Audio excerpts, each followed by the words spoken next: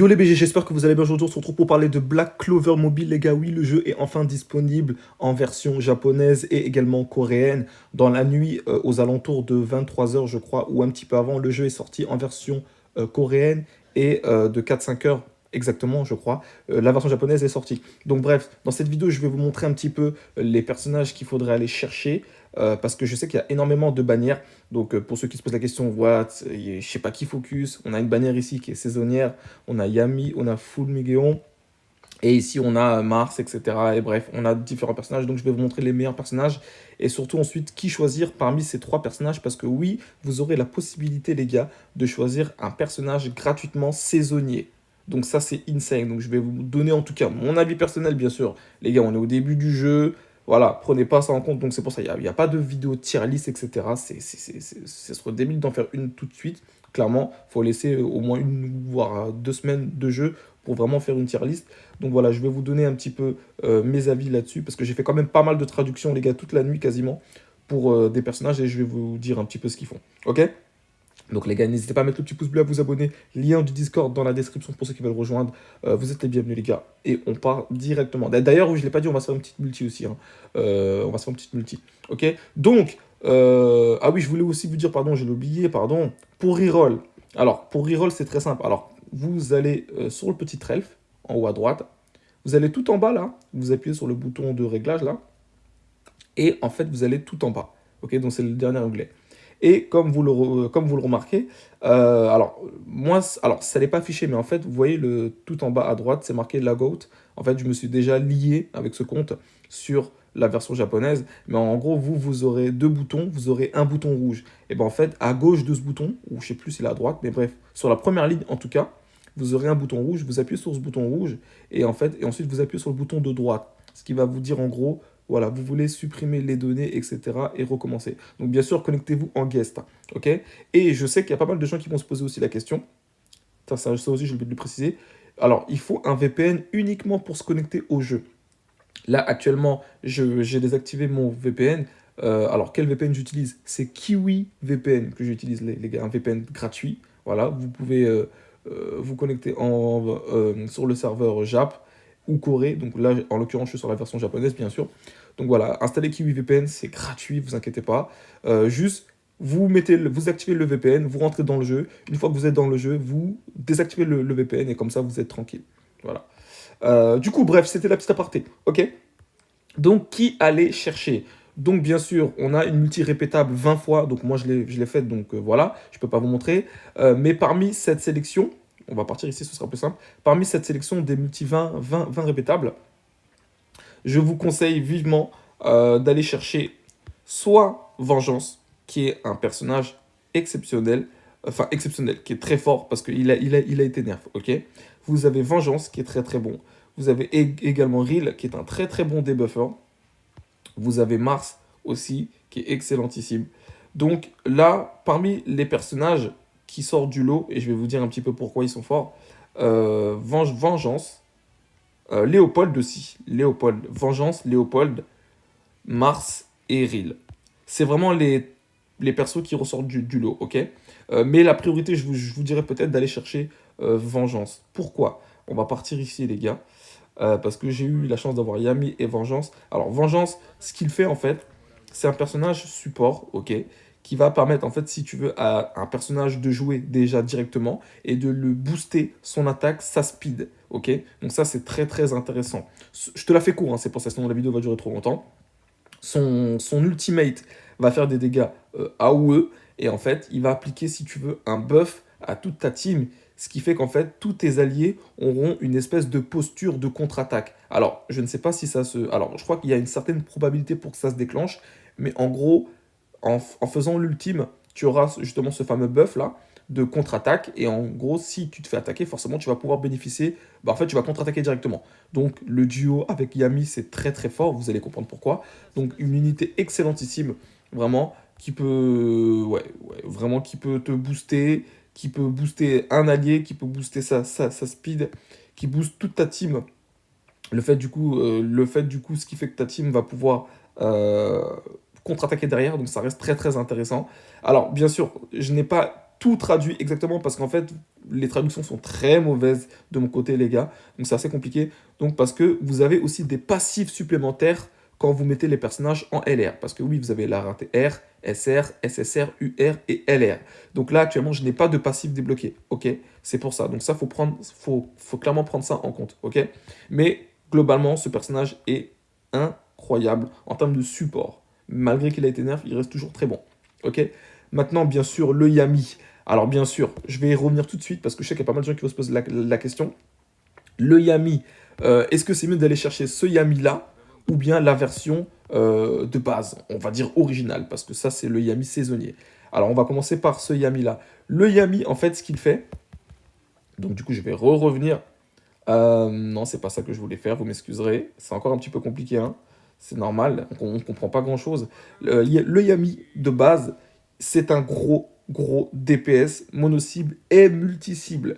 C'est ça la force de ce personnage. Et en fait, il a la possibilité d'appliquer des saignements en AOE sur son attaque de base. En fait, sur son AOE, enfin, sur son attaque de base, il fait des dégâts AOE. Il fait de très très gros dégâts. Et tout en appliquant du saignement.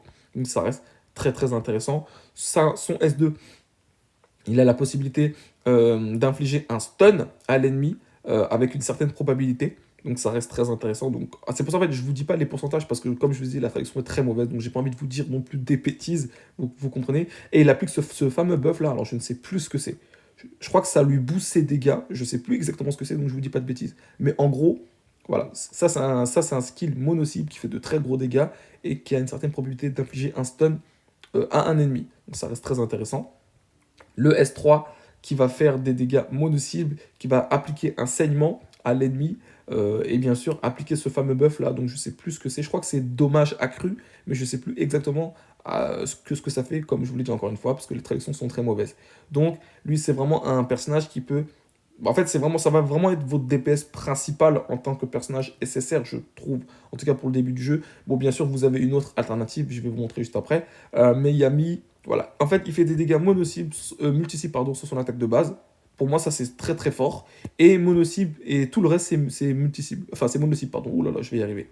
Donc, vraiment, en fait, vous avez une unité qui fait les deux. Sachant qu'en plus, dans ce jeu, vous avez, vous savez, un système de points d'action, etc. Donc, quand vous utilisez vos skills, vos compétences, en fait, vous allez justement gaspiller ces fameux points de compétences. Mais lui, la force de ce personnage, c'est qu'en fait, justement, sur son S1, donc son attaque de base, il a juste la possibilité de faire full AOE. Donc, ce qui fait qu'il ne va pas consommer de points de compétences. Donc, en fait, c'est très très bien. Vous voyez, je ne sais pas si vous voyez ce que je veux dire, donc ça reste très intéressant. Clairement. Ok. Donc, vraiment, Yami, c'est vraiment une unité que je vous conseillerais quand même d'aller chercher malgré tout. Et on va parler vite fait du Yami saisonnier. Les gars, le Yami saisonnier est très très fort. Mais je le trouve vraiment très fort en PvP. Alors, il est très fort en PvP et PvE. En fait, il a la possibilité de faire des dégâts mono-cibles. Ok. Son S2, qui est très fort, il a la possibilité de faire des dégâts AOE et de tout simplement bloquer le heal adverse. Il va bloquer les soins. Donc, vous voyez, donc bloquer le heal, ça reste très très fort, notamment en PvP. C'est principalement pour ça que je dis que c'est plus une unité qui est orientée PvP, pardon, le Yami saisonnier. Et en fait, enfin, bloquer le soin en PvE, je pense que ça sera moins utile, sauf si vraiment on rencontre pas mal de vagues d'ennemis qui heal. Mais t'as compris, c'est plus fort en PvP.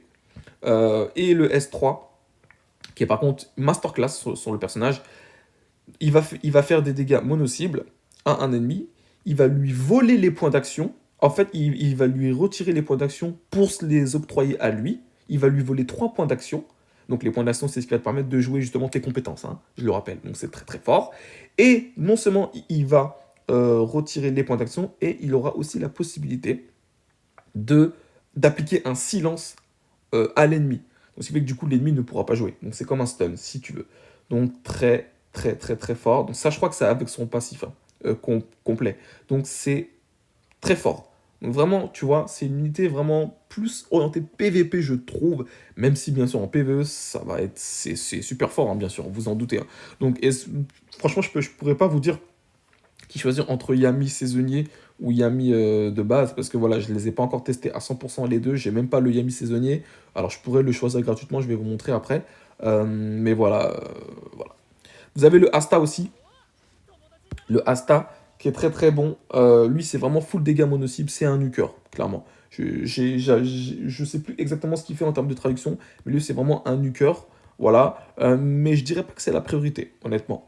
Par contre, Mimosa, là, elle, c'est vraiment celle que je vais aller chercher personnellement, hein. L'unité incroyable qui va permettre à ta team de heal, elle va, il me semble, hein, si les traductions ont été bonnes, hein, dites-moi si je me trompe, elle aura la possibilité de prolonger les buffs de tes alliés. Donc c'est trop fort, donc c'est-à-dire que si tu mets un personnage qui buff l'attaque de toute ta team, elle va pouvoir prolonger tes buffs. Donc c'est super fort. Elle a la possibilité de heal toute ta team, donc tu te doutes bien que c'est super fort.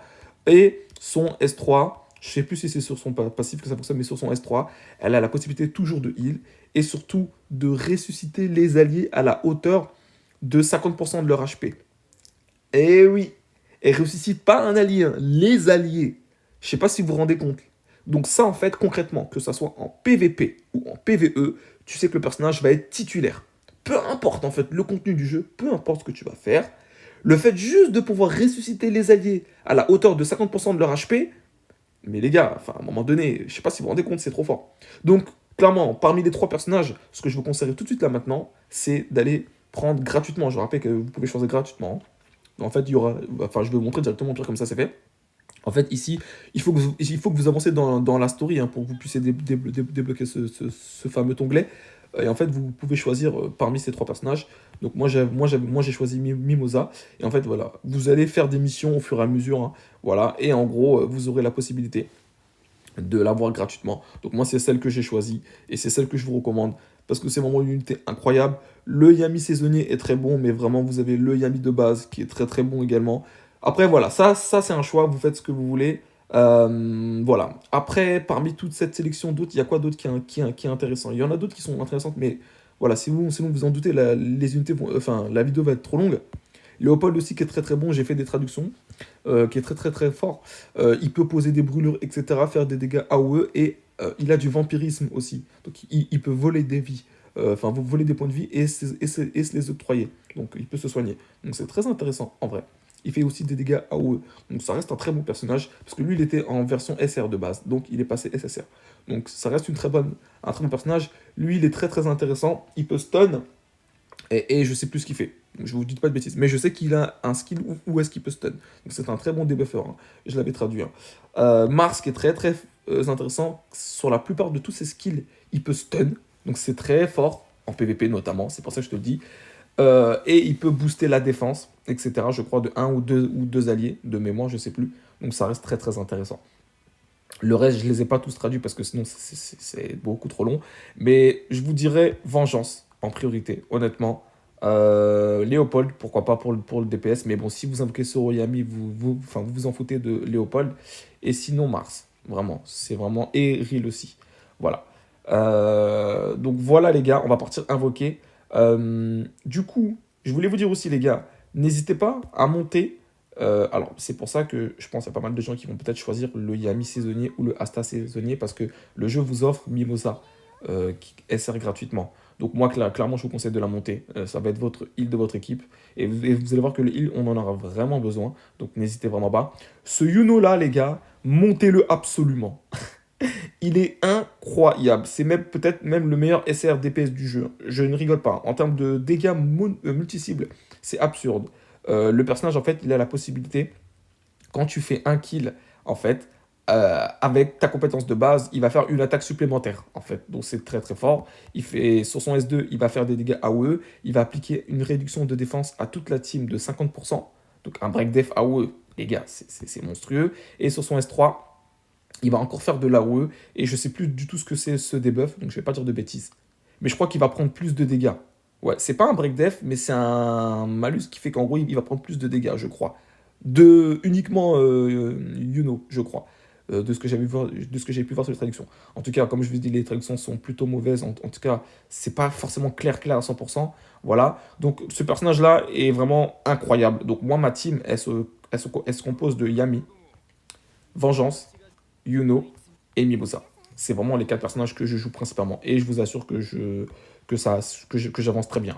Donc bref les gars, j'ai beaucoup parlé, maintenant on va partir invoquer, donc j'espère qu'en tout cas vous aurez votre avis là-dessus. Moi je vais partir invoquer ici sur Yami, pourquoi hein? Parce que Yami il est trop fort, il est trop stylé. Alors en vrai de vrai je pourrais aller invoquer sur la bannière saisonnière, vu que je sais que je vais choisir Mimosa. Si j'ai la chance d'avoir Asta ou Yami, ça ce serait pas mal.